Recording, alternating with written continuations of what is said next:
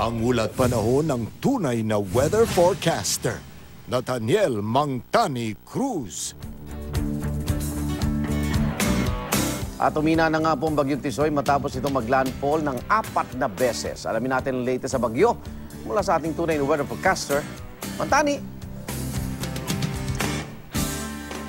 Igan, patuloy nga ang paghina ng Bagyong Tisoy at nakataas pa rin po ang signal number 2 dyan sa may Southern Zambales, Bataan, Western Cavite, sa Western Batangas, Northwestern Occidental Mindoro kasama ang Lubang Island.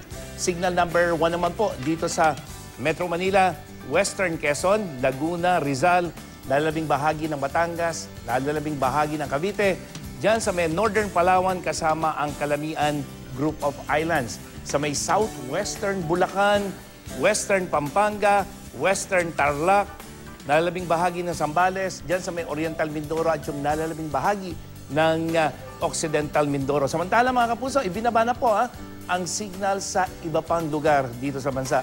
Muling nakita ang sentro ng Severe Tropical Storm Tisoy sa layong 195 kilometers west-southwest ng Subic, Zambales. Igan. Mangtani, anong magiging lagay ng panahon? Naku, dami nagtatanong ngayon dito sa Metro Manila. Yes, Igan. So, hindi pa rin tayo ligtas doon sa epekto nitong bagyo. May mga pag-ulan pa rin tayong inaasahan, pero hindi na ito yung malawakan at hindi na yung mga matitinding pag-ulan.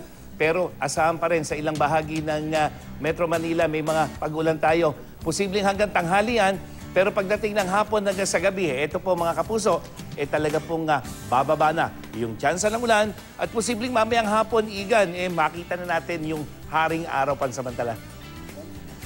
Pagkataas ang Bagyong Tisoy, eto, may namamataan bang sama ng panahon, Mangtani? Yes, Igan. Ang isang natin, kung titingnan natin itong wind map, ito po yung Bagyong Tisoy.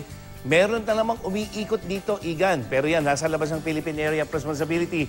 Pero kung titingnan natin yan, mga kapuso, wag muna po kayo na dahil unti-unti po mawawala din yung sirkulasyon na yan sa mga susunod na araw. Kaya sa ngayon, wala tayong nakikitang significant na circulation na posibleng pumasok at pumalit dyan kay Tisoy.